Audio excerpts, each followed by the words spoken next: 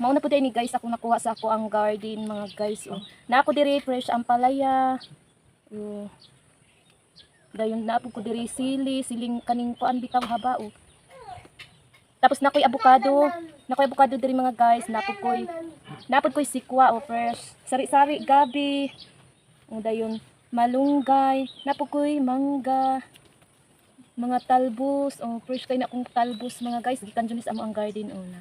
Oh, fresh kaayo mga guys. Atong mga gulay diri sa ato ang kabukiran mo ni nakanindot mga guys kay pila naman ni paliton o nya diri sa bukid libre ra mga guys. O libre ra kayo nya fresh pa kaayo. O asa man ta ani mangita o. Usa kanigo jud, usa kanigo atong grasya mga guys. O unta magpurmi nga nay ingon ani no nya. Kani kong mangga kay season manggod ni siya. Kani kong avocado.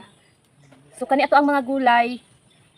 Sige ra ni siya natog makuha sa to ang garden pero kaning prutas nato kung tingbunga makakuha jud ta kay una may punuan. O season pud lagi ni sa usa ka tuig kas amangunga. Pero at least naara tay paabuton ug mamunga ay makapupo ra pud ta sa ato ang mga grasya.